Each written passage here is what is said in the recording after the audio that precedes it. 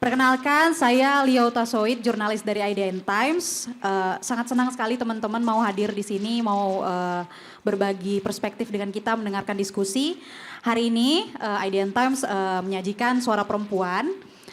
Sebenarnya kita tuh ada acara online-nya juga sih, program di YouTube. Tapi hari ini kita menghadirkan teman-teman dan narasumber-narasumber luar biasa untuk berbagi perspektif, berbagi pandangan mereka tentang tema yang akan kita bahas. Hari ini kita akan membahas tentang ruang kerja yang bebas pelecehan. On the way, ruang kerja bebas pelecehan. Boleh tepuk tangannya dulu teman-teman. Oke. Suara perempuan kali ini menyajikan on the way ruang kerja bebas pelecehan. Ada teman-teman mahasiswa juga yang mungkin nanti akan masuk ke jenjang dunia kerja atau bahkan akan menciptakan lapangan kerja gitu. Siapa tahu butuh perspektifnya nanti ketika buka lapangan kerja untuk teman-teman yang lainnya. Sebenarnya seperti apa sih ruang kerja yang bebas pelecehan? Oke, untuk memulai acara kita hari ini, sebelumnya saya ingin mengundang Mbak Uni Zulfiani Lubis yang merupakan pemimpin redaksi IDN Times. Silakan Mbak Uni untuk memberikan sedikit sambutan terkait dengan program ini. Boleh tepuk tangannya teman-teman. Silakan.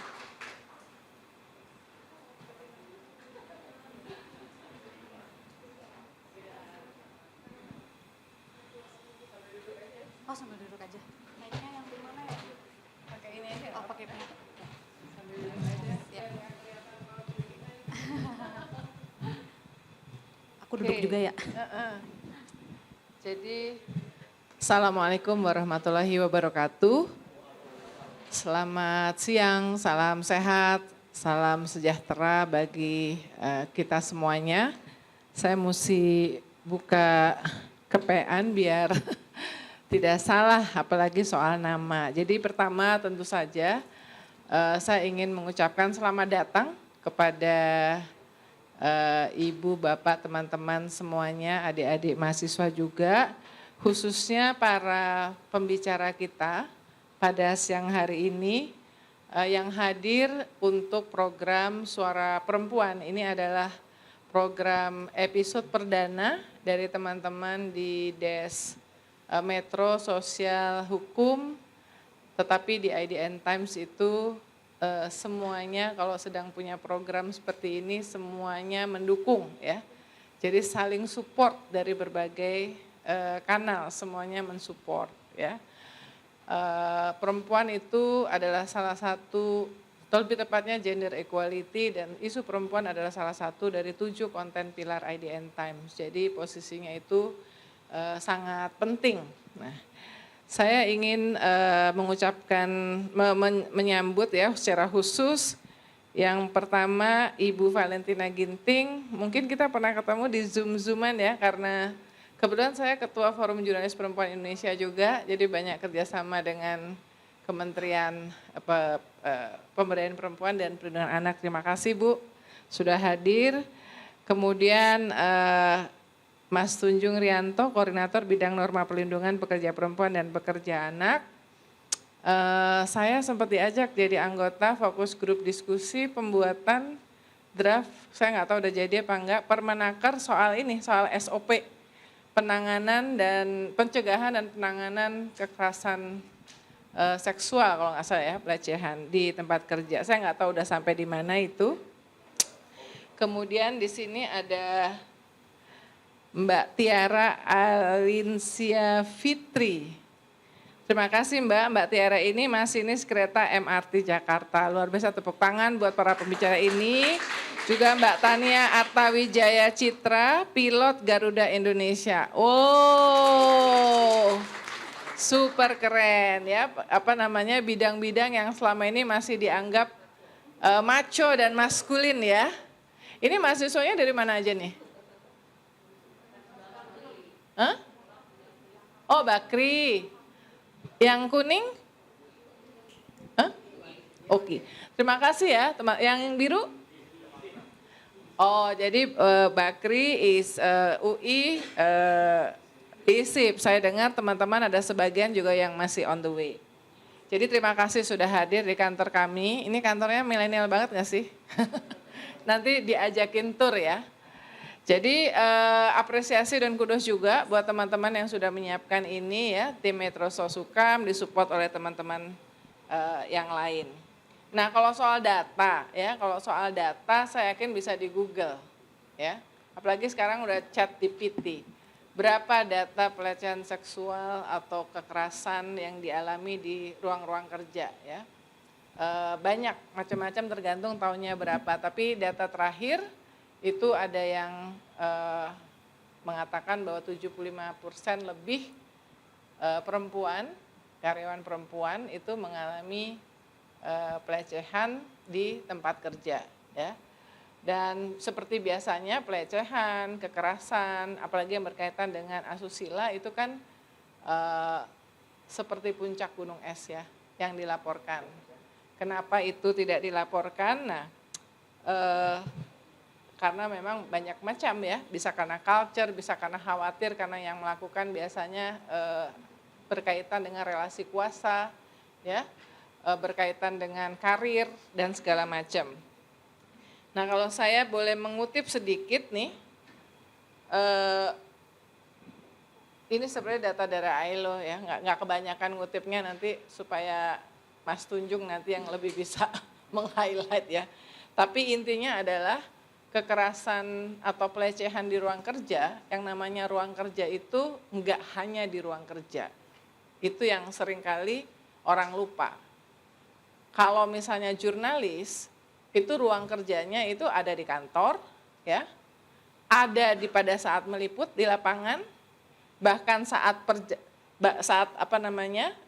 wawancara dengan narasumber, karena kebetulan survei dari Forum Jurnalis Perempuan Indonesia bulan Mei tahun yang lalu menjelang World Press Freedom Day, itu banyak jurnalis perempuan itu misalnya mengalami pelecehan, termasuk misalnya pada saat wawancara narasumber itu ngeliatin dadanya terus. Nah itu juga bentuk ya. Yang juga seringkali tidak dipahami itu adalah apa sih yang disebut dengan pelecehan, apa sih yang disebut dengan kekerasan, apakah harus bentuknya fisik atau tidak ya. Nah karena itu saya hanya ingin share saja, karena IDN Times ini sejak awal sangat serius dan ikut mendukung pada saat rancangan undang-undang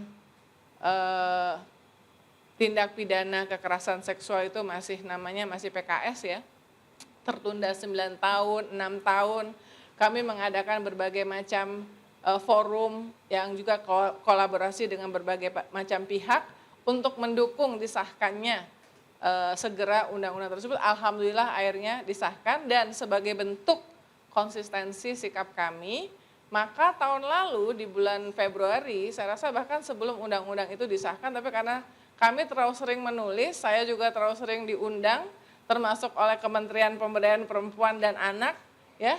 Jadi IDN Media secara keseluruhan, termasuk IDN Times, harus punya dong, ya kan? Harus punya SOP-nya, ya. Saya hanya ingin share aja 2 menit, tapi mungkin ini adalah media pertama di Indonesia yang memiliki SOP itu. Tepuk tangan dong. Ya. Jadi Pak Tunjung nggak percuma saya diundang-undang ikut FGD, ketemu sama teman-teman dari ILO yang punya konsep-konsepnya, ketemu dengan forum-forum di Kementerian PPA juga. Semua bahan-bahan itu dengan teman-teman dari IDN Times dan IDN Media yang lain kita kasih ke HR. Tolong dibikinkan SOP-nya. Akhirnya sudah ada, saya udah share juga Bu Valentina ke sejumlah media yang lain. Karena seringkali bikin SOP ini susah mulainya dari mana, kan gitu ya.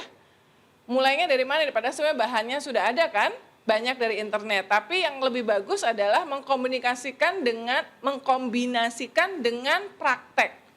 Salah satu perusahaan yang memang sudah lama memiliki SOP ini, misalnya Unilever, ya. Jadi saya juga minta ke Ibu Ira, minta dong bagaimana prakteknya.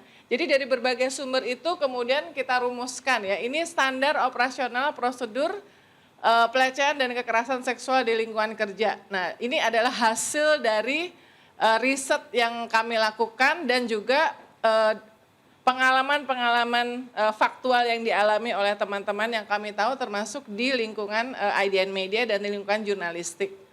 Jadi definisinya ini penting ya, saya rasa ini kita pakai waktu itu definisi dari undang-undang aja, draft, supaya nggak pusing ya. Kemudian korban TIMI. Nah TIMI ini semua karyawan, 700-an karyawan IDN Media termasuk IDN Times ini disebutnya TIMI ya. Lucu ya, kalau yang suka BTS, ARMY itu ada RG, ada Woteo gitu-gitu ya. Kelihatan dong biasanya siapa ya? Kalau udah nyebut dua itu ya. Siapa coba? Ada yang bisa ngecek, ada yang tahu nggak? Salah, kamu bukan ARMY berarti. Ya, Jin benar. Oke, lingkungan kerja adalah tiap ruangan atau lapangan tertutup atau terbuka, bergerak atau tetap di mana TIMI beraktivitas dan bekerja, termasuk semua ruang, lapangan, halaman yang merupakan bagian-bagian yang berhubungan dengan lingkungan kerja tersebut ya. Jadi termasuk lokasi di luar gedung atau ruangan kantor IDN Media di mana TIMI melakukan tugas. Jadi kami ada di 12 kota ya. Ada di 12 kota yang kantor paling besar di Jakarta dan Surabaya. Karena mulainya dari Surabaya tanggal 8 Juni 2014. Ini adalah bentuk-bentuk pelecehan seksual ya. Jadi enggak cuman sekedar selama ini mungkin identik dengan perkosaan, diraba-raba, apa segala macam, tapi sebetulnya verbal itu juga termasuk ya, makanya semuanya masuk di sini dan Bu Valentina ini juga merujuk kepada undang-undang, biar gampang, nggak pusing ya.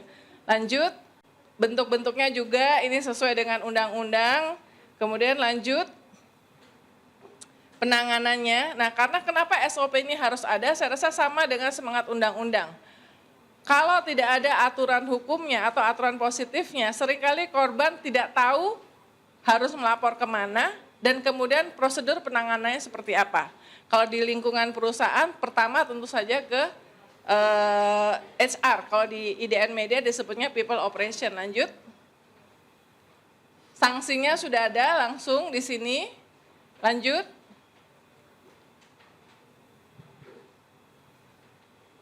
Udah. Sampai di sini ya. Nah, jadi sudah ada sanksi. Nah, ini minimal memang kita tidak bikin sangat detail kayak undang-undang atau aturan, tetapi setidaknya ini adalah hal yang paling mudah untuk disosialisasikan kepada seluruh TIMI sehingga mereka tahu apa hak dan kewajibannya bersama-sama. Karena upaya untuk mewujudkan ruang kerja yang bebas dari pelecehan, kekerasan, baik itu seksual maupun tidak, itu tidak hanya dari perusahaan, tetapi itu adalah kontribusi dan partisipasi dari semuanya. Yang terakhir saya perlu laporkan juga ke Ibu Valentina, Mbak-mbak, Mas Tunjung. Sangat penting dalam proses ini perusahaan juga menyediakan fasilitas mental health. Jadi pandemik ini, semua riset menunjukkan bahwa tidak hanya krisis kesehatan yang kemudian krisis ekonomi, tapi yang sangat jarang dibicarakan itu adalah krisis mental health. Apalagi buat perempuan karir ya, harus kerja, apalagi pada saat itu lockdown di rumah, nggak ada me time-nya, banyak karyawati dan karyawan itu kerja itu bisa jadi me time karena di rumah dia harus berhadapan dengan urusan-urusan domestik, double burden katanya terutama untuk perempuan. Nah, jurnalis juga mengalami hal itu, Bu, Mbak-mbak. Jadi teman-teman juga dari bulan-bulan awal kan itu kan tanggal 2 Maret ya, 2020 Presiden Jokowi mengumumkan itu yang kasus yang pertama ya. Itu sebetulnya dari bulan Februari itu UN Women sudah meng-highlight soal mental health ya, penting sekali. Alhamdulillah, karena berdasarkan masukan dari teman-teman, kami ini punya ukuran tiap 6 bulan namanya TIMI Happiness Index. Nah, di situ karyawan bisa menyampaikan apa sebetulnya yang diinginkan, problem segala macam. Jadi singkat kata, akhirnya kami memutuskan untuk merekrut mental health counselor yang profesional. Saya nggak tahu, jangan-jangan satu-satunya media di Indonesia yang punya juga baru IDN Media. Yang lain mungkin ditangani case per case. Kenapa kemudian untungnya punya sendiri? Karena dia tidak hanya menangani case per case, tapi juga membuat sesi-sesi mulai dari 8 orang sampai lebih besar dengan berbagai macam tema yang menjadi keluhan paling banyak. Sehingga setiap saat Timi kalau punya masalah dan dia mau membagi itu untuk mendapatkan solusi apa segala macam tuh di IDN Media ini ada mental health counselor. Tepuk tangan dulu dong. Sebab ini semua prosesnya sangat membutuhkan peran dari mental health counselor. Tidak gampang untuk bercerita bahwa saya mengalami pelecehan seksual. Cerita sama atasannya, satu, belum tentu didengerin atau atasnya terlalu sibuk atau atasnya nggak bisa memberikan solusi. Saya pernah nih awal-awal mesti ngedengerin 1,5 jam curhat.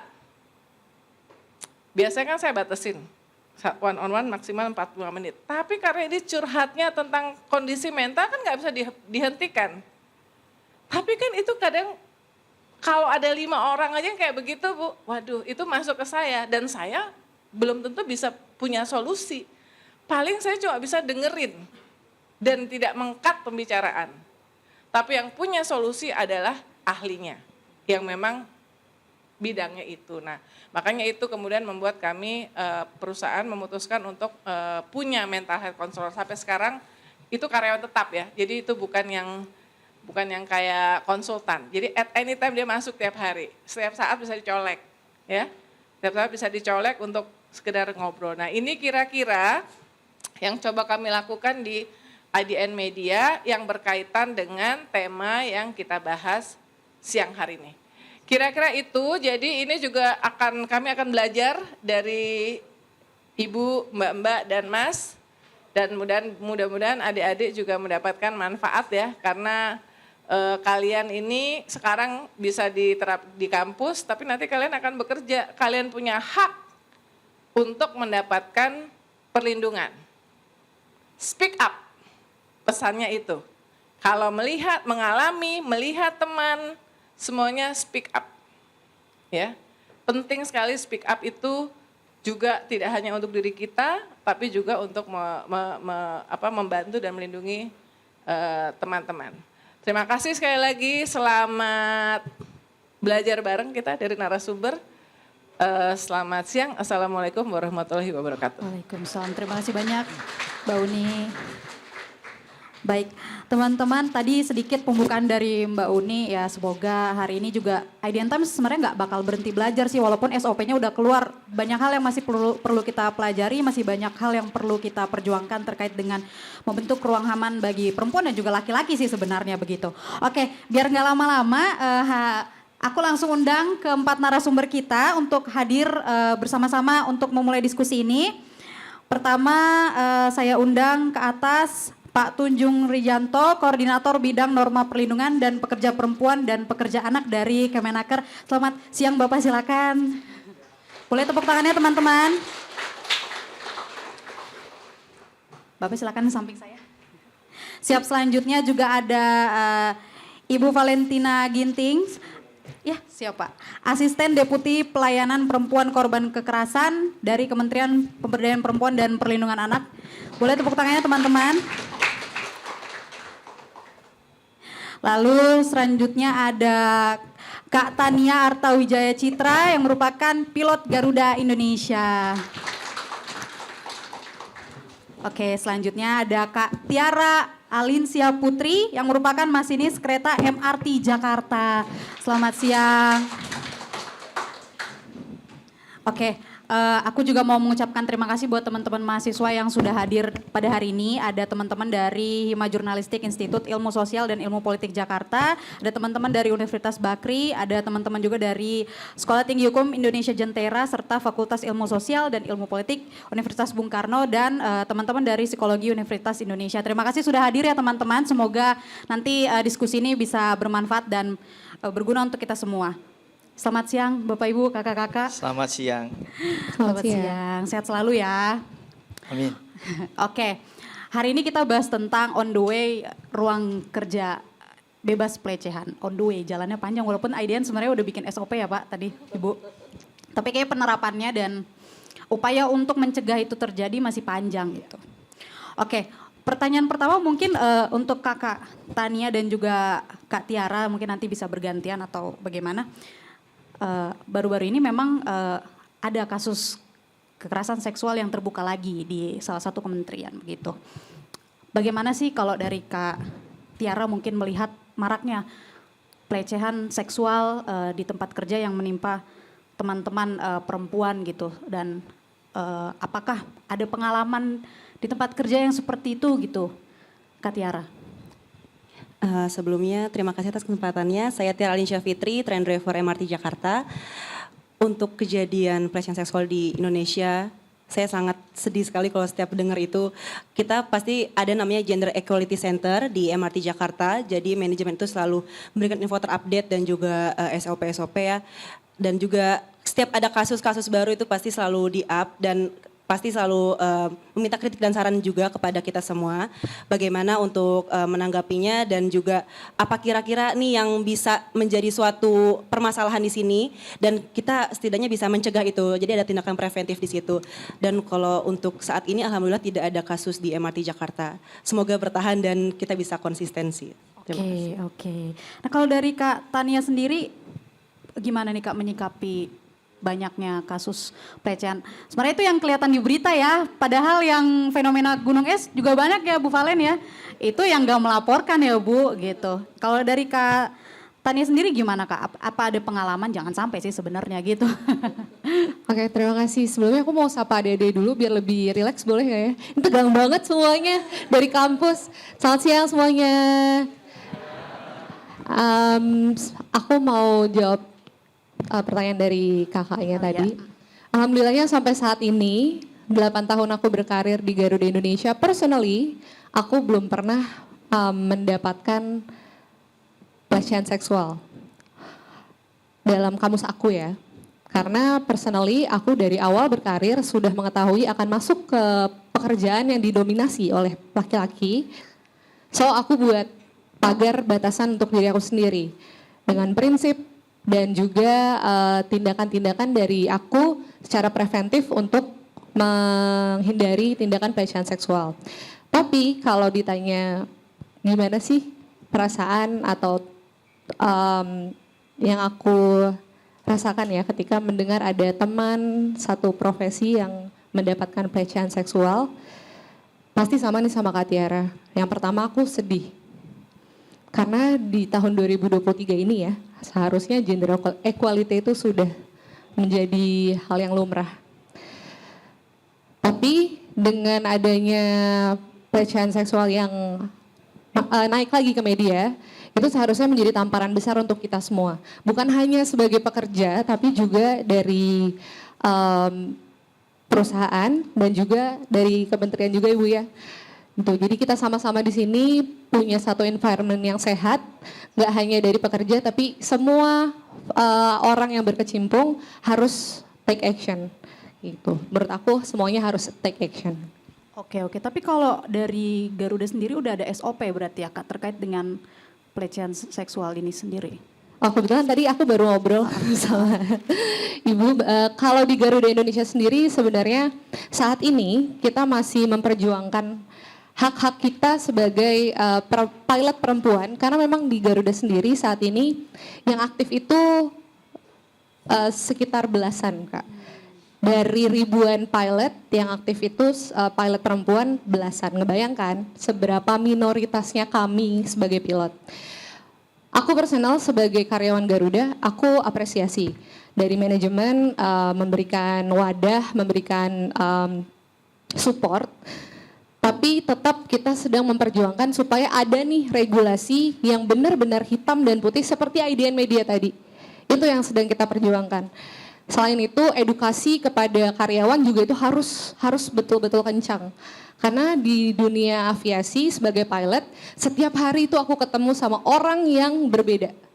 Nggak cuma seperti orang di kantor ya, ketemu manajer ya udah itu, ketemu direktur ya udah itu. Kalau aku setiap hari itu terbang dengan kapten yang berbeda.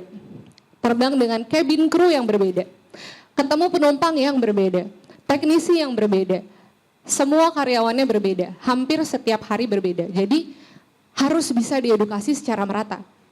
Seperti itu sih kalau dari Indonesia. Benar dari yang dibilang Kak Tania tadi ya, sudah bekerja di bidang yang maskulin, sebenarnya hal-hal yang didapatkan oleh perempuan-perempuan juga berlapis ya. Udah kita kerjanya porsinya sebenarnya sama gitu, tapi kerentannya juga berbeda gitu ya. Oke, ini bisa langsung ke Bu Valen nih sebenarnya Bu.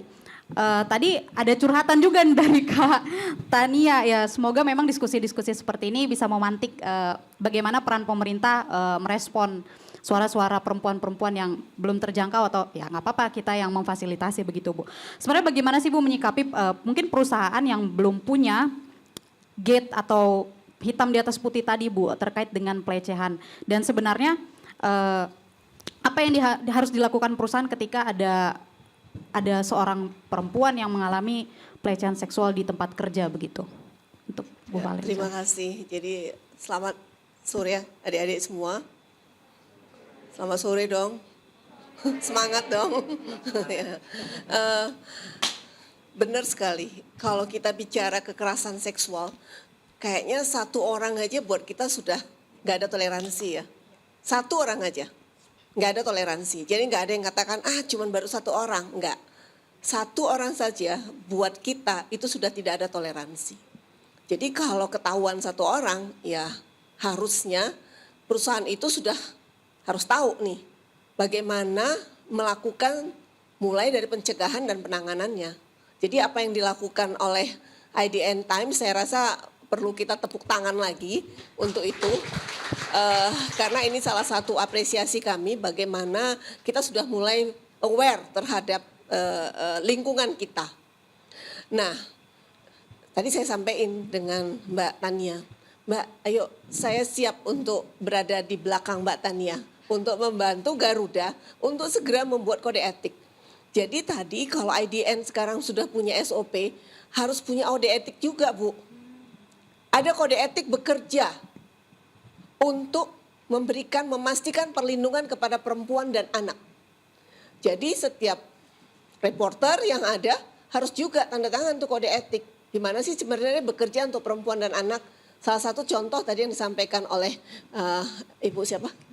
Mbak Unita, bahwa misalnya dipandang terus nih, reporternya mandang terus. Mandangnya dengan cara apa nih? Kan nggak boleh kan? Nah akhirnya yang diwawancara ya jadi salah tingkah kan.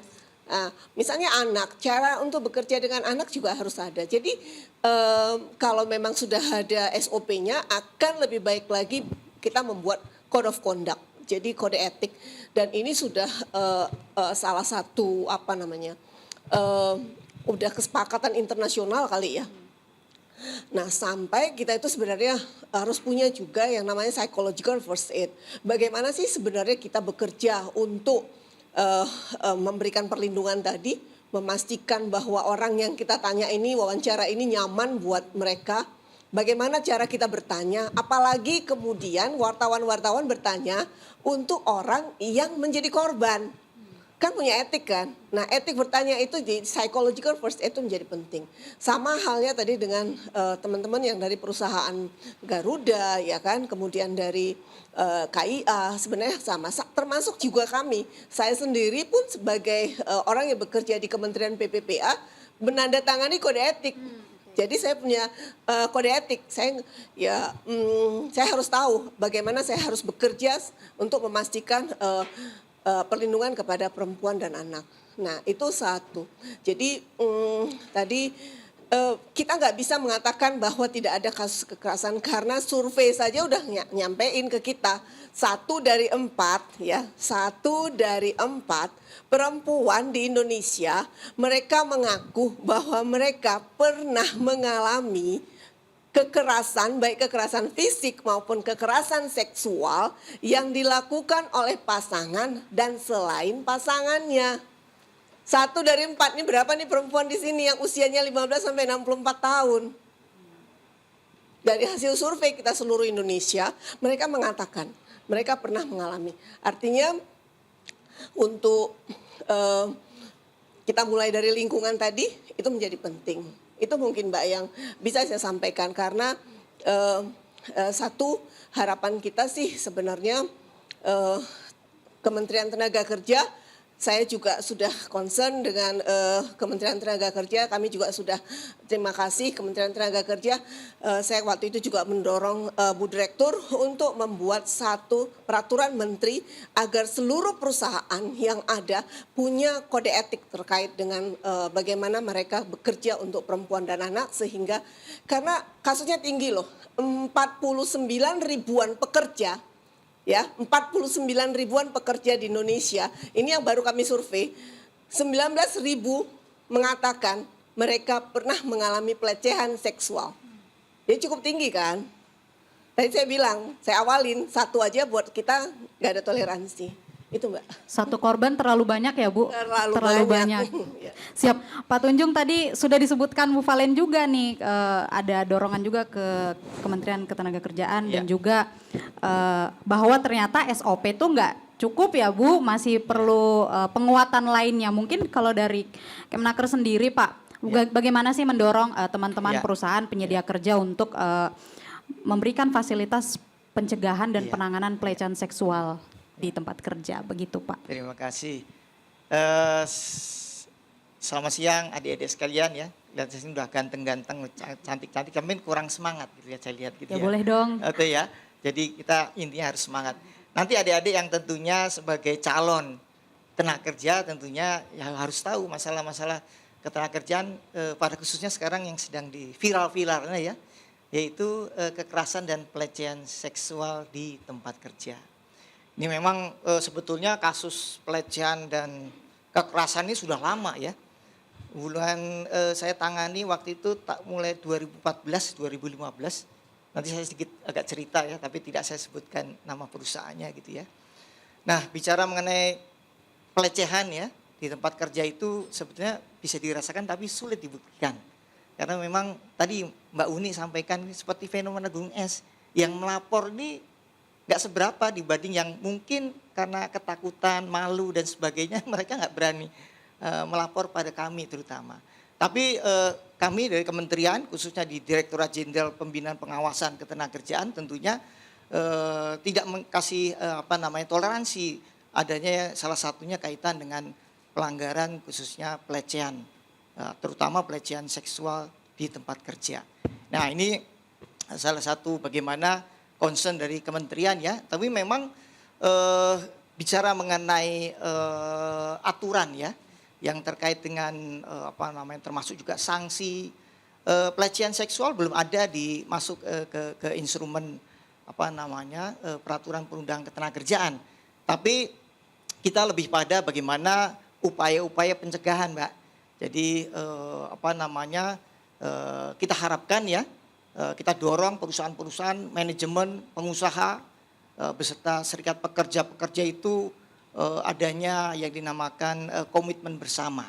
Nah kemudian contoh minggu lalu saya ke satu perusahaan, kemudian saya kasih sosialisasi, edukasi terkait dengan apa itu pelecehan dan kekerasan, bukan hanya pelecehan seksual saja, pelecehan harkat martabat daripada, itu sering terjadi gitu ya.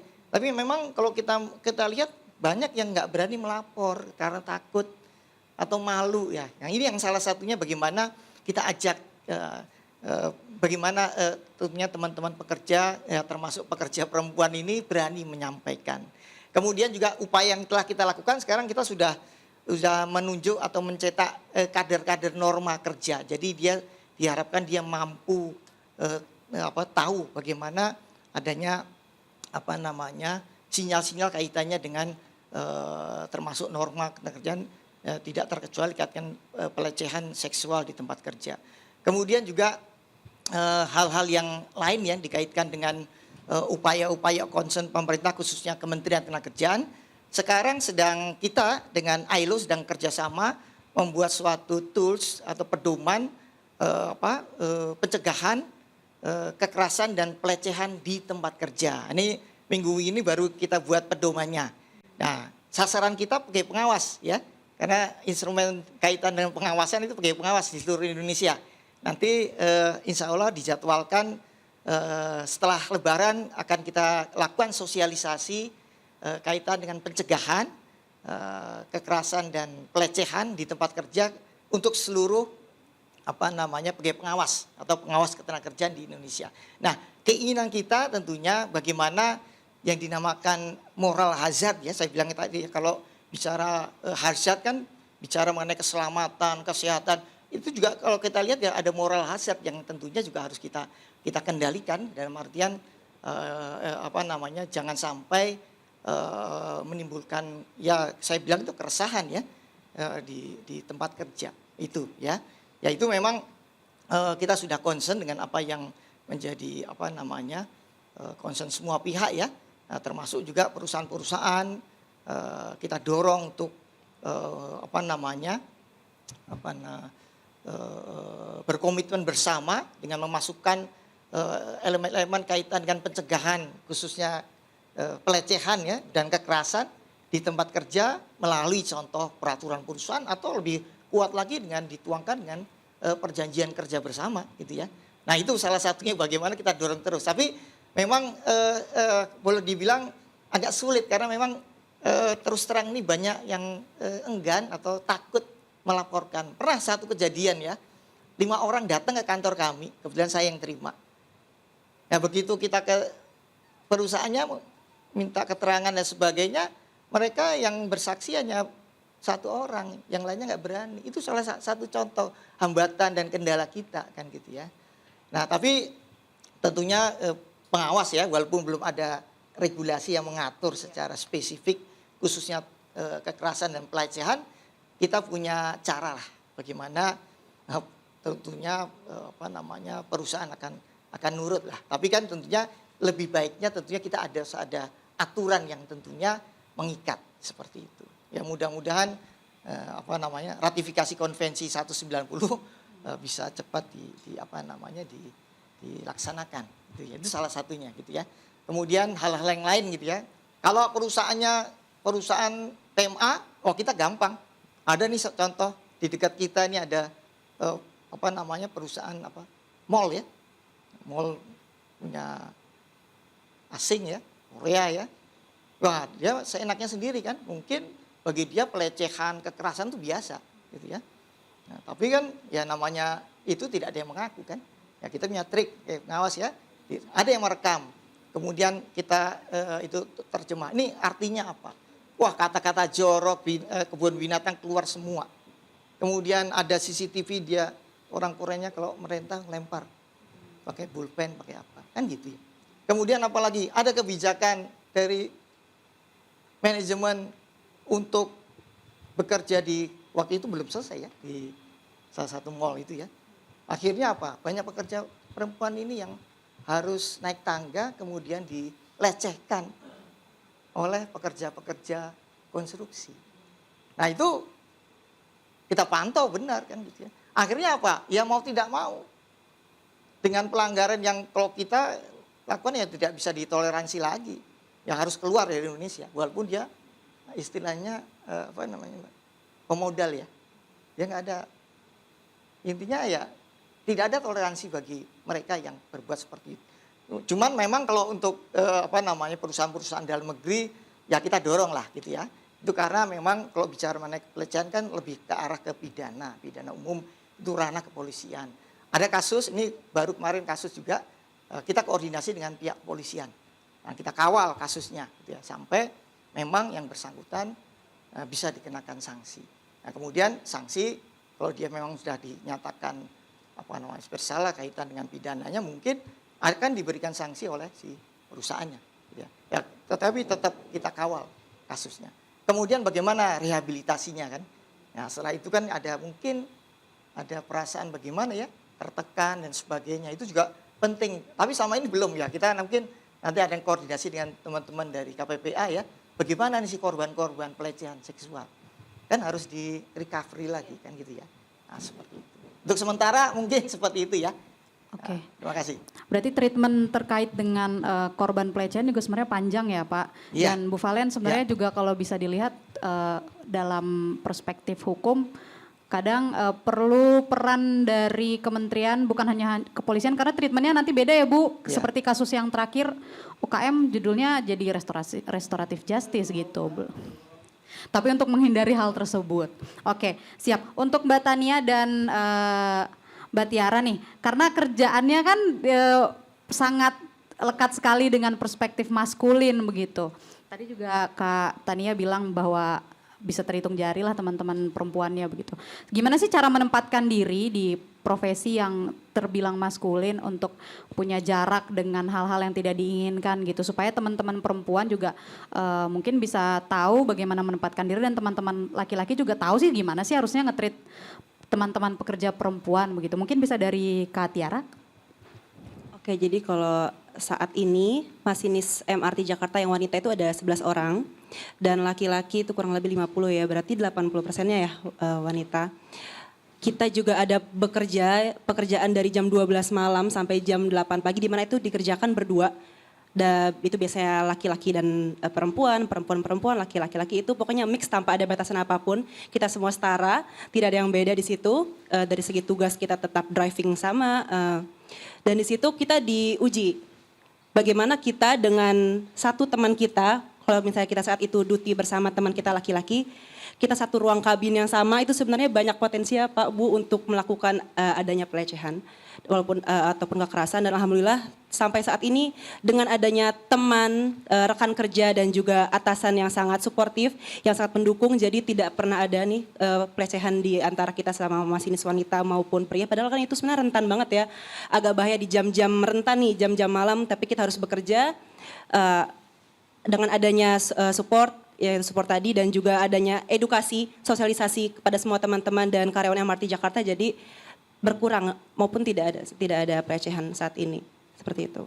Oke, kalau dari Kak Tania sendiri bagaimana Kak? Oke, aku tadi udah jelasin ya, kalau lingkup pekerjaan aku selalu bertemu dengan orang yang berbeda, di environment yang berbeda juga. Sama Tiara, jam kerja aku pun juga bukan jam kantor. Aku biasa geret koper itu jam 1 pagi, jam 2 pagi. Mungkin orang-orang masih tidur, aku udah pakai seragam berangkat ke airport. Bersama most likely laki-laki semuanya, karena teknisi, ground staff, ramp, FOO, pilot, captain, cabin crew pun juga ada yang laki-laki. Kalau masuk ke lingkup kerja di kokpit, itu ada captain dan ada FO, first officer, which is aku dengan captain. Di Garuda sendiri itu saat ini captain yang aktif perempuan bisa dihitung jari juga, mungkin sekitar 3 kalau nggak salah. Jadi untuk terbang sama pilot perempuan itu, aku baru sekali di Garuda, baru sekali terbang dengan pilot perempuan dari ratusan ribuan flight yang udah aku jalanin. Nah, saat di awal nih, dulu aku kan waktu masuk Garuda umur 18 tahun Bu. Umur 18 tahun terbangin pesawat sama kapten laki-laki yang mana kaptennya itu sudah berusia. Pada awalnya sebagai anak umur 18 tahun aku masih belum tahu. Karena edukasi dan sosialisasinya tuh sangat rendah Bu. Tahun 2014 apa sih yang namanya pelecehan seksual? Ini batasnya tuh sampai mana ya? Kapten atau rekan kerja bisa ngebercandain aku, bisa melakukan kontak fisik sama aku. Tapi seiring berjalannya waktu, mungkin teman-teman juga harus bisa bergantung sama diri kita sendiri. Kita nggak bisa bergantung terus-terusan sama perusahaan atau sama orang lain. Bisa dengan kita cari tahu sendiri nih, sebenarnya apa sih batasannya. Kita datang nih ke seminar kayak gini, kelas-kelas seperti ini untuk mengedukasi diri kita sendiri. Supaya kita tahu standarnya, kita juga bisa bangun batasan untuk diri kita sendiri dan kita tahu, oh ini yang bisa dilakukan dan ini yang nggak bisa dilakukan. And that's what I did back then. Aku cari tahu sendiri dan ketika aku masuk ke dunia kerja, lalu ada rekan kerja aku yang melakukan pelecehan seksual. Let's say verbally. Namanya dunia pilot, mungkin teman-teman tahu rahasia umum. Pilot-pilot seperti apa sih bercandanya, gaya hidupnya, seperti itu. Dan mungkin buat mereka laki-laki, it's a common thing, itu nothing gitu. Kok baperan banget sih kalau aku marah misalnya. Tapi dengan aku punya prinsip, that's not right. Kamu nggak bisa ngelakuin itu sama aku. Terserah mau ngelakuin itu sama laki-laki, bercanda kayak gitu, tapi I'm a woman, aku perempuan yang berprinsip. You cannot do that to me. That's what I did. Itu yang aku lakukan. Karena biasanya kalau orang yang ngelakuin pelecehan seksual dan kita konfrontasi, most of the time mereka bakal malu sendiri sih sebenarnya. Itu yang pertama. Jangan takut. Know your worth. Harus tahu value diri kita sendiri. Selama kita melakukan job desk kita dengan baik, benar, and make the best out of ourselves ya. Dan kita nggak melakukan kesalahan apapun. Yang kedua, apabila tetap terjadi, jangan takut untuk melapor. Lapor ke HR. Atau at least, kalau memang di perusahaannya ada serikat, kebetulan di Garuda Indonesia ada serikat, Asosiasi Pilot Garuda Indonesia. Lapor ke serikat.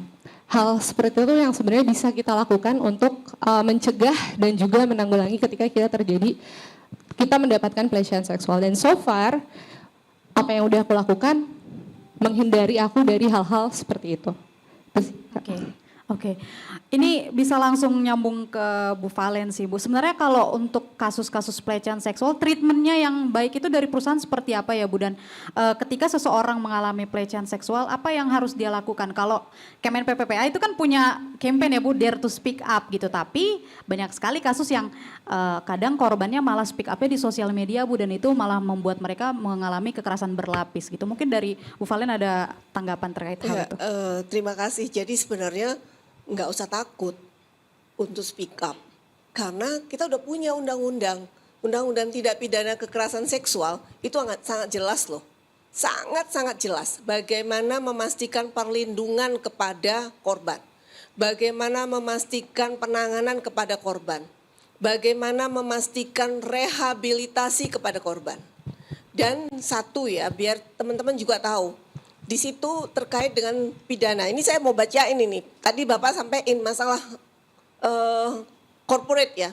Ini kan bicara masalah corporate, perusahaan. Ketika salah satu, ya ini di undang-undang ya, saya bacain undang-undangnya. Salah satu dari karyawan dari perusahaan itu atau pimpinannya, nggak usah pimpinan ya, salah satu aja karyawannya melakukan, itu izin daripada perusahaannya bisa dicabut, Pak. Itu undang-undang yang bicara nih, saya baca nih, pasal 18 ya, pasal 18. Setiap korporasi yang melakukan kekerasan seksual, dia dipidana sedikitnya 5 tahun dan paling banyak 15 tahun, tergantung daripada kasus pelecehan seksual yang dilakukan ya. Plus, ada plusnya, plus sepertiga. Ketika orang yang seharusnya memberikan perlindungan, misalnya saya nih, pelaku mendapatkan pelecehan seksual oleh atasan saya, harusnya kan dia memberikan perlindungan dong sama saya. Adik-adik mahasiswa, ketika yang melakukan pelecehan seksual adalah dosen-dosen Anda, ya kan? Dia dapat tambahan sepertiga. Tambahannya sepertiga, jadi nggak usah takut. Nggak usah takut. Dan satu, tadi saya sampaikan juga sama Mbak Tania, Mbak, anak-anak itu takut karena apa? Saya malu. Nanti gimana digital footprint saya, ini semua tersebar segala macam. Negara menjamin pelindungan kepada korban untuk clean up digital footprintnya itu tanggung jawab negara. Dan jika korban sudah nggak nyaman, Mbak Tania kerja di Garuda misalnya, ketika terjadi nih amit-amit ya di perusahaannya Mbak Tania terjadi di Garuda, Mbak Tania bilang pelakunya adalah misalnya si kapten nggak nyaman lagi, tiba-tiba gue kerja bareng sama dia, gimana nih gitu kan. Mbak Tania berhak untuk punya pilihan. Pilihannya apa? Tetap bekerja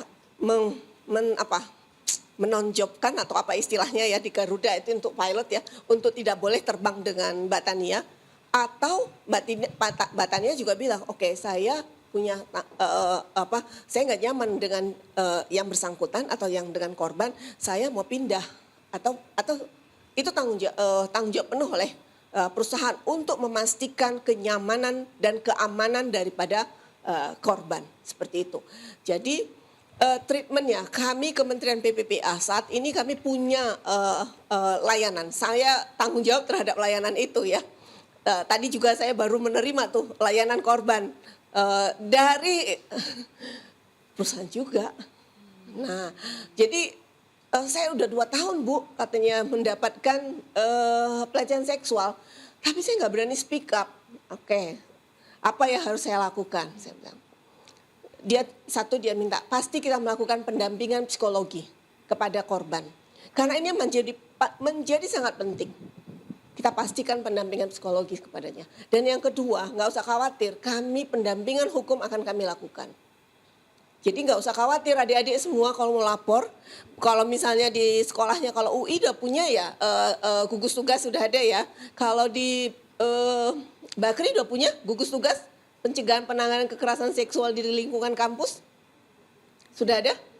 Sudah ada ya. Satu lagi ini IISIP udah punya. Hampir semua kayaknya sekolah-sekolah sudah punya, ada yang belum? Sudah semua kan? Nah, lapor aja ke gugus tugasnya. Satgasnya kan sudah ada, sudah punya satgas. Kalau misalnya di satgasnya belum ada tenaga-tenaga profesional yang adik-adik butuhkan atau perusahaan butuhkan, silakan datang ke kementerian kami.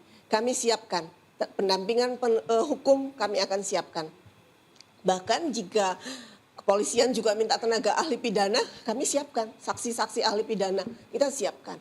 Karena itu menjadi penting untuk memastikan bagaimana proses hukum daripada korban. Seperti itu, Mbak.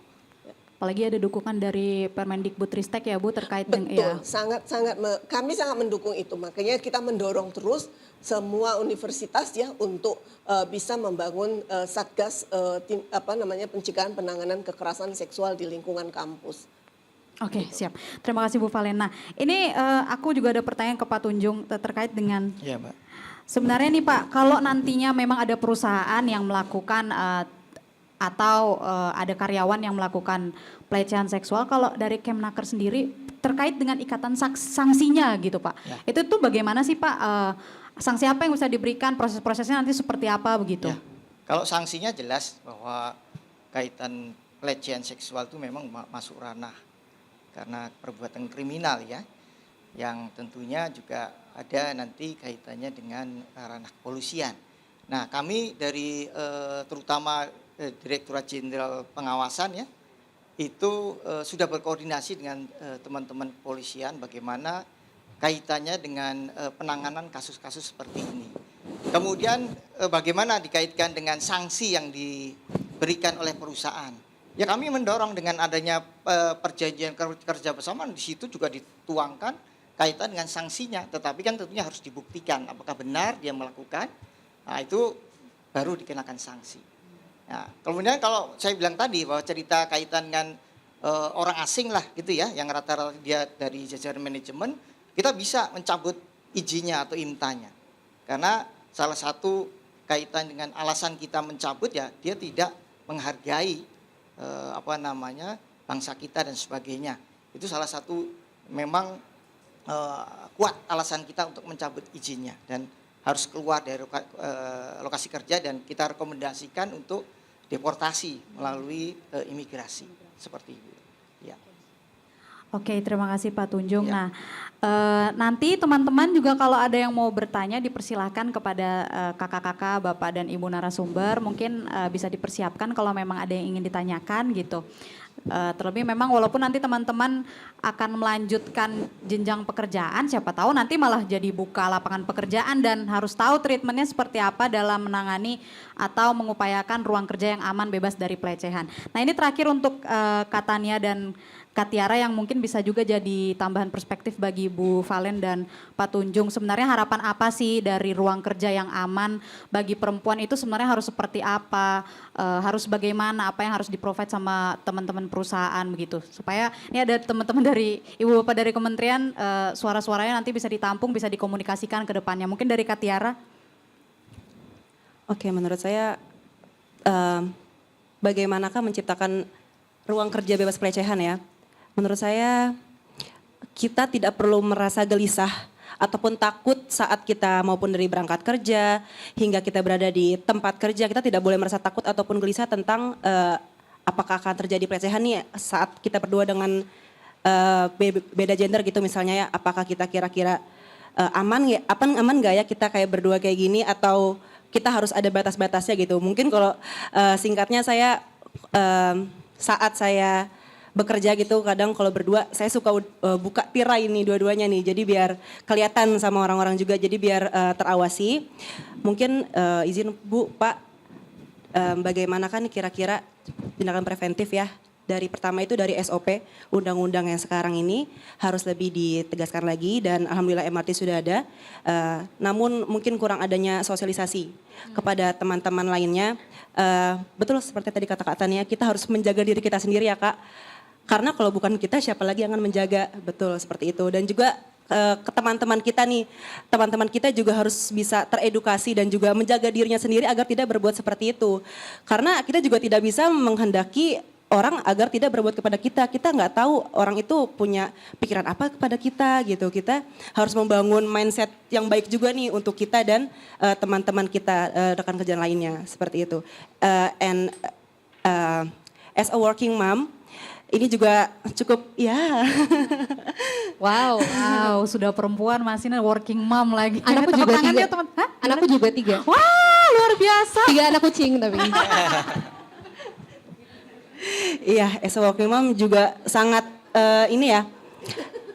Tadi kalau di IDN Media ini ada mental health counselor, namun di MRT ini belum ada nih.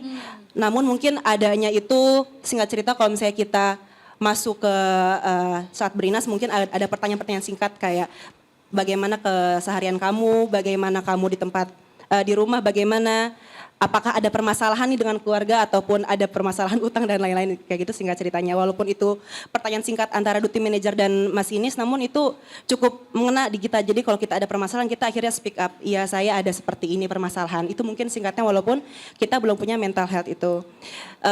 Waktu itu challengingnya mungkin saat lagi setelah melahirkan ya Bu Pak. Dengan adanya cuti melahirkan, cuti khusus dan setelah itu kita refreshing ulang karena kan kalau sertifikat masinis itu 2 bulan itu setelah kita udah nggak jalan kita nggak bisa bawa lagi ya, harus ada refreshing ulang dan itu mental kita diuji di situ dengan yang tadinya kita saat masih muda dulu, saat masih gadis santai-santai, sekarang jam 1 pagi udah harus nyusuin anak, jam 3 pagi kita harus berangkat kerja lagi, itu mental kita di situ. Saya butuh banget support di situ Bu. Saat itu saya bilang ke atasan saya butuh psikolog untuk saat saya sebelum berdinas. Mungkin saat itu sih Bu, saya butuh mungkin adanya psikolog ya, in charge gitu saat kita di suatu lingkungan pekerjaan. Ya, terima kasih Bu. Oke. Kalau dari Kak Tania sendiri gimana sih Kak menurut Kakak ruang kerja yang aman sebenarnya untuk perempuan gitu yang harusnya seperti ini begitu? Oke, mungkin kalau dari teknikal, Kak Tiara tadi udah mengutarakan pendapatnya, Bapak dan Ibu juga sudah luar biasa memberikan literasinya. Kalau aku personally menciptakan lingkungan kerja yang aman dari pelecehan seksual sebenarnya harus dilihat dari 2 sisi ya.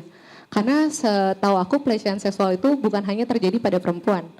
Pada laki-laki pun bisa, mas-masnya juga hati-hati loh. Banyak perempuan yang agresif sekarang, tapi saya enggak. Jadi yang pertama, kalau aku untuk menciptakan lingkungan kerja yang aman dan nyaman, yang pertama harus dimiliki adalah respect to each other. Respect. Bukan hanya sesama jenis, tetapi juga terhadap lawan jenis. Karena banyak loh laki-laki juga yang gak suka di catcalling.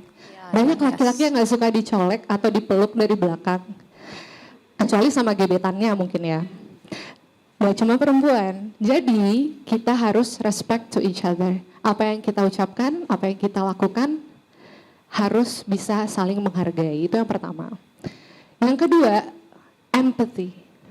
Mental health is such a big issue nowadays. Setelah melewati pandemi, mental health tadi kita bicara ya Bu, itu salah satu tantangan terbesar untuk kita semua bisa menghadapi itu bersama-sama. So empathy is really matters guys. Ketika teman curhat, lo baperan deh. Ketika teman cerita laki-laki, bro, gue kok ngerasa kurang nyaman ya gitu. Gimana sih laki-laki? Itu kita harus jauhin itu guys. Kita sebagai sesama manusia kita harus berempati.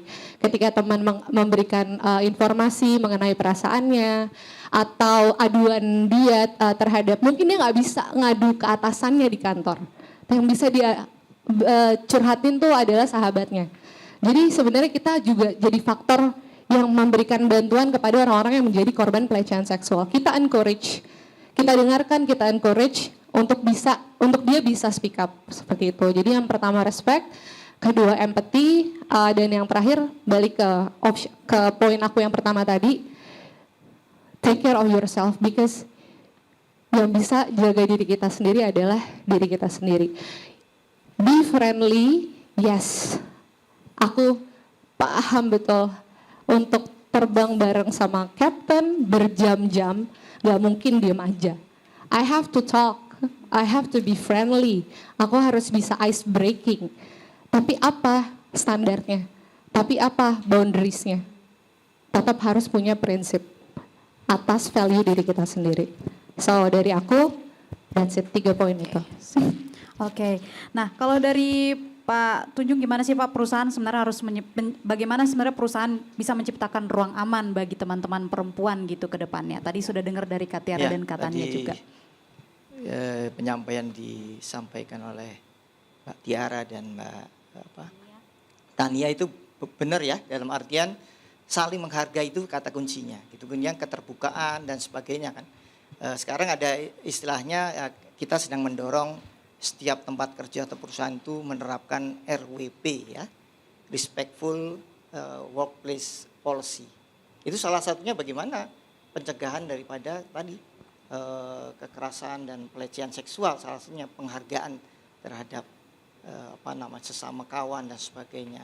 Kemudian juga kalau saya melihat ya, yang biasanya kasus-kasus yang kemarin itu yang saya tangani itu kebanyakan dari jajaran tertinggi kepada yang di bawahnya gitu ya.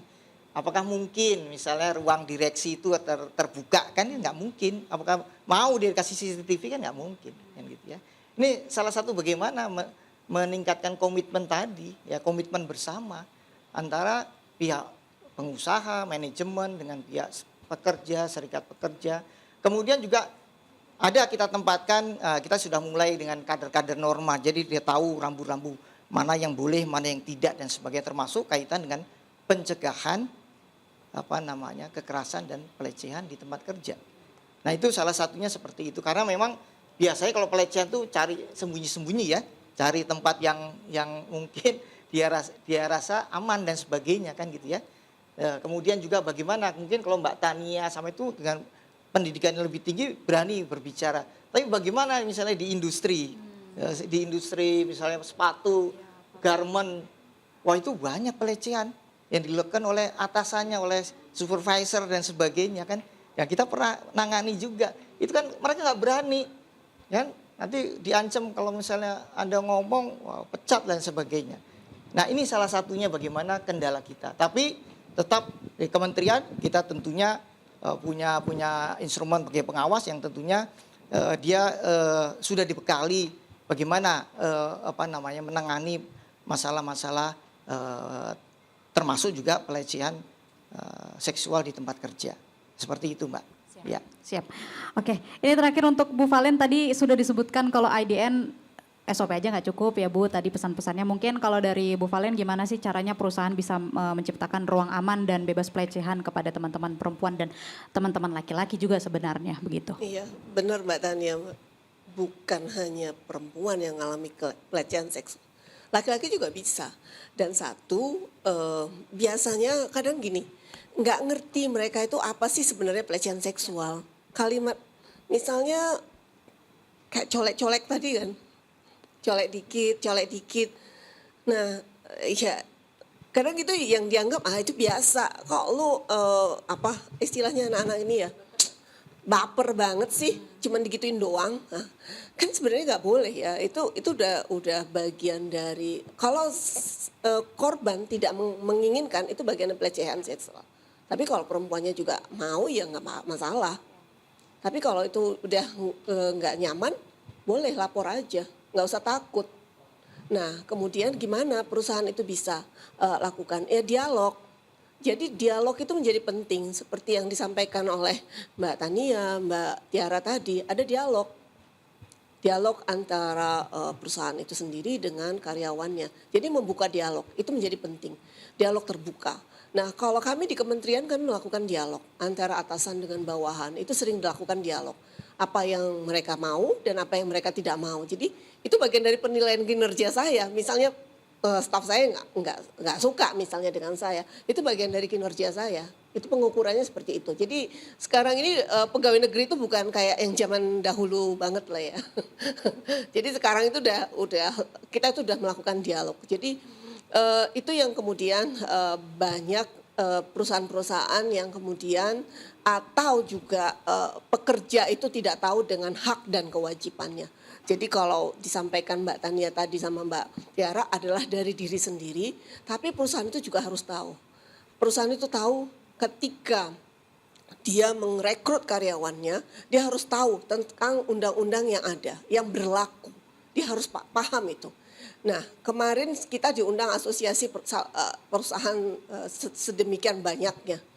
Ternyata mereka juga belum paham. Saya sampaikan bahwa hati-hati loh. Sekarang undang-undang tindak pidana kekerasan seksual, satu aja karyawan Bapak melakukan pelecehan seksual dan ketahuan, perusahaannya bisa dicabut loh izinnya. Nggak tahu ya kalau itu bisa harusnya di law enforcement itu harus jalan dong. Itu ada di pengawasannya, di ketenaga kerjaan. Harusnya itu sudah berjalan itu. Law enforcement itu berjalan. Satu aja itu udah harus berjalan. Ketika itu sudah berjalan saya rasa kita bisa. Walaupun tidak semudah itu ya. Tapi kalau kita lakukan sama-sama, saya sepakat dengan Mbak Tania, kita nggak bisa kerja sendiri, kita harus kerja bareng. Kami kementerian setiap hari menerima laporan kekerasan seksual, tapi di atasnya, di hulunya sana nggak diselesaikan. Kami yang di sini istilahnya kayak tenggelam kan, ngap menerima aduan-aduan. Jadi saya rasa itu menjadi penting, kerja bareng-bareng itu nggak bisa dikerjakan sendiri oleh kementerian. Jadi undang-undang itu kita baca lagi. Undang-undang tindak pidana kekerasan seksual. Karena itu perjuangan yang luar biasa loh teman-teman. 6 tahun kami memperjuangkan itu. Kementerian PPPA memperjuangkan itu 6 tahun. Alhamdulillah Pak Jokowi mendukung kita penuh untuk undang-undang itu ya, alhamdulillah banget. Tepuk tangan dong untuk Pak Jokowi ya, bukan untuk kita ya. Jadi untuk Pak Jokowi. Jadi gimana Pak Jokowi itu benar-benar concern terhadap undang-undang tindak pidana kekerasan seksual. Saya rasa itu, Mbak. Payung hukumnya udah ada, nanti tinggal bagaimana. Dan ingat, itu leg spesialis. Kalau dia leg spesialis, dia berlaku. Jadi nggak ada namanya aparat penegak hukum mengatakan mana turunannya. Karena dia leg spesialis. Ya. Oke, terima kasih Bu Bapak. Teman-teman, ya boleh tepuk tangannya. Ada kesempatan untuk tanya jawab, mungkin untuk 2 orang penanya aja. Apakah teman-teman ada yang ingin ditanyakan kepada Bapak Ibu kakak-kakak narasumber? Silakan. Oke, 1, 2, ada lagi teman-teman yang lain? 3 aja ya, cukup ya. Oke, sebentar. Aku mulai dari kakak yang pakai masker putih ya. Kamu bareng nanyanya atau?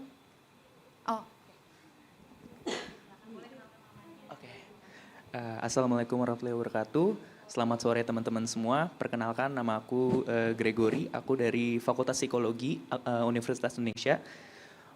Sebelumnya terima kasih banyak buat IDN Times yang sudah menyelenggarakan acara ini, dan juga terima kasih kepada Bapak Ibu serta kakak-kakak narasumber nih yang udah membantu kita meningkatkan awareness tentang pentingnya ruang kerja bebas pelecehan. Nah, sebelumnya berdasarkan yang tadi sudah disampaikan, aku ingin sedikit bertanya nih.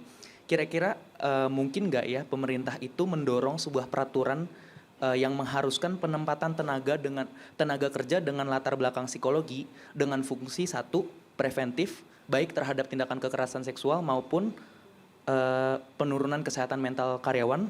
Yang kedua, kuratif terhadap korban yang menderita dampak kekerasan seksual serta individu dengan gangguan kesehatan mental. Karena setelah tadi kita lihat datanya, ternyata banyak sekali korban-korban kekerasan seksual, dan juga kita bisa lihat banyak di corporate ini yang belum punya mental health counselor gitu. Kira-kira mungkin nggak sih didorong sebuah peraturan yang mengharuskan corporate ini punya mental health counselor agar mungkin teman-teman yang dari latar belakang psikologi ini nih tenaga kerjanya bisa lebih merata nih, nggak cuma jadi psikolog atau nggak cuma jadi HR gitu ya. Bahkan HR sendiri kita tahu banyak yang nggak dari latar belakang psikologi gitu. Karena saya sendiri melihat bahwa kalau misalkan ada penempatan mental health counselor itu mungkin akan menciptakan ruang yang lebih aman bagi karyawan itu untuk bercerita gitu ke sana, kayak misalkan oh ini ada mental health counselor gitu, kita bakal lebih nyaman untuk curhat, kita bakal lebih terbuka untuk curhat gitu. Kira-kira mungkin nggak ada regulasi seperti itu. Terima kasih.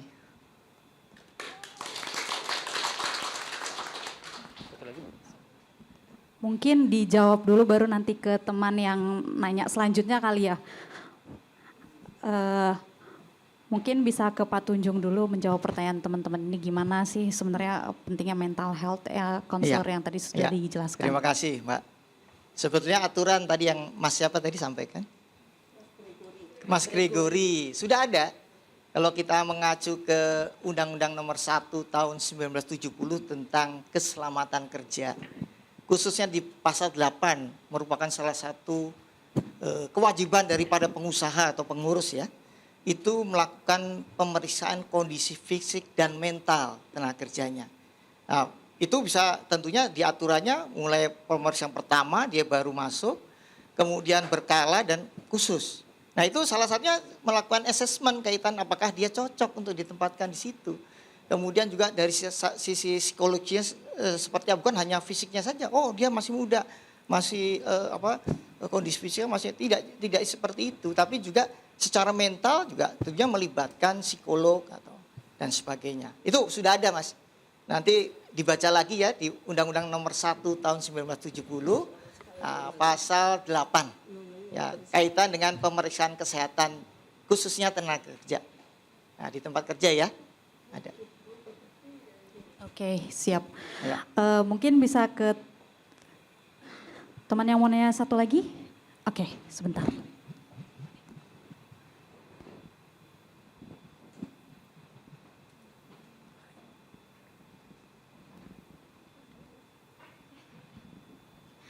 Assalamualaikum warahmatullahi wabarakatuh. Selamat sore teman-teman semua dan juga dari Iden Times. Sebelumnya terima kasih atas pemaparan materinya dari Mbak Tiara, Mbak Tania, Mbak Valen dan Pak Tunjung. Nah, mungkin dari pertanyaan saya itu kan tadi kita udah banyak bahas soal undang-undang yang melindungi korban juga nih, terutama dari kekerasan seksual. Nah, mungkin saya ingin menanyakan, ada kadang kalau misalnya korban mengalami kekerasan seksual, mungkin banyak faktor nih yang ngebuat korban juga nggak berani untuk bersuara gitu, ataupun untuk melapor.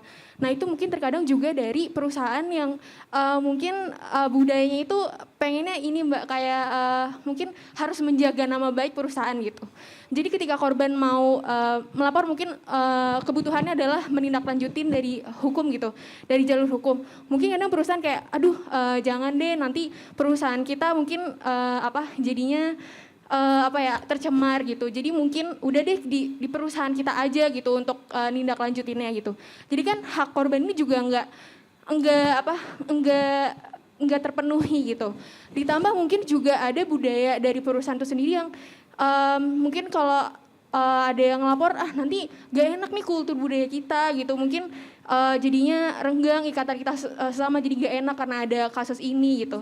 Ataupun sebenarnya juga dari budaya itu kan mempengaruhi, apalagi kalau misalnya korban ataupun pekerja ini juga loyalitasnya tinggi gitu terhadap perusahaan. Jadi kan ngebuat dia kayak, oh iya kali ya, nggak harus ngelapor, nggak harus lanjutin gitu.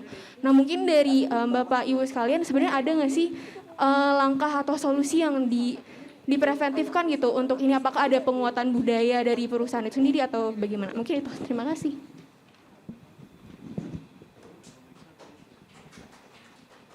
Siap, terima kasih untuk pertanyaannya. Mungkin ini lebih bisa dijawab sama Bu Valen ya Bu. Gimana sih tindakan perusahaan kalau memang mereka masih punya budaya untuk janganlah diselesaikan secara internal saja. Pun kalau memang ada hal seperti itu, bagaimana harusnya korban bersuara kalau internalnya saya tidak support mereka untuk bersuara gitu Bu?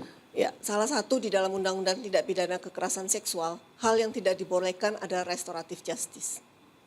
Ya, itu udah harga mati, nggak boleh ada restoratif justice. Jadi kalau nggak lolos di perusahaannya, kan kita punya, kementerian punya.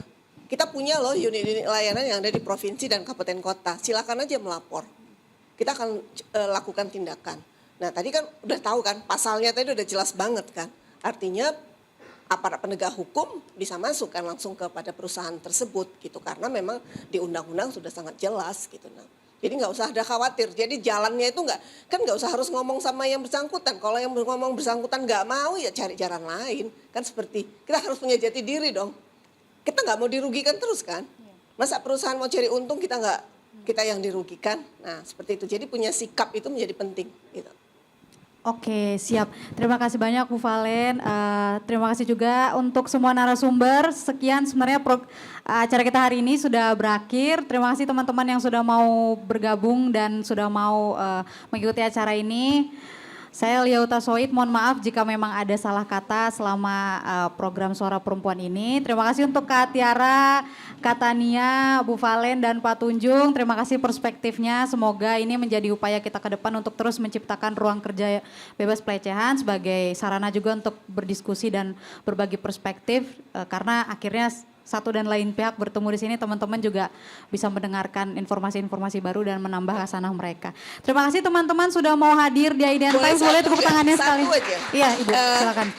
Tolong disampaikan ke teman-temannya, kalau tadi yang seperti kasus-kasus tadi, lapor aja ke call center kita 129 atau WhatsApp 08 111 129 129. 24 jam 7 hari ya. Sapa Kemen PPPA ya Bu, 129, siap. Pokoknya dare to speak up kalau kata Kemen PPPA, siap. Terima kasih banyak teman-teman semua, terima kasih untuk Bapak Ibu. Sebentar kita boleh foto bareng ya? Siap. Kita dulu di atas panggung ya.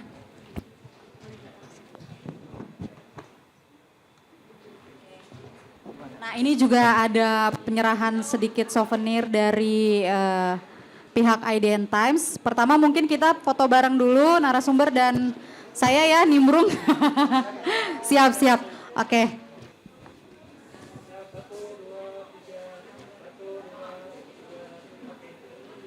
Oke, nah sebagai rasa terima kasih kami atas perspektifnya dan juga kehadiran Bapak Ibu kakak-kakak sekalian, IDN Times ada sedikit memberikan sesuatu kepada kakak-kakak sekalian. Ini diwakili dengan Wapemret kami, dimulai dari Pak Tunjung dulu ya, silakan Pak. Ini Mbak Umi Kalsum.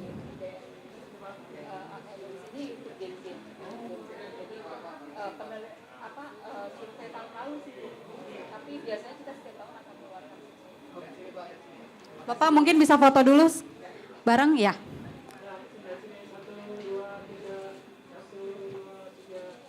Siap, terima kasih Bapak. Terima kasih banyak Pak. Siap.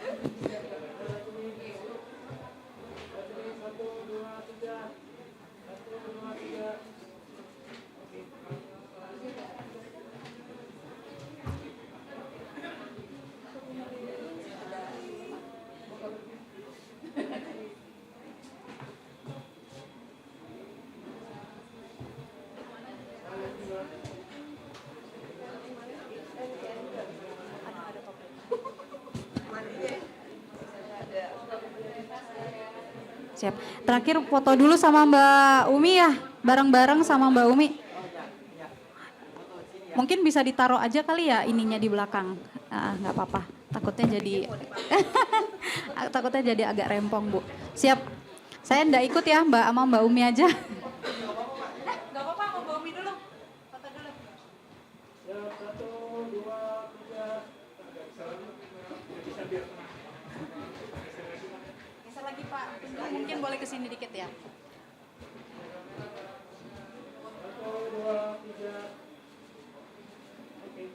Siap, siap. Terima kasih banyak Bapak Ibu, teman-teman semua terima kasih banyak sudah hadir. Boleh tepuk tangannya untuk teman-teman semua.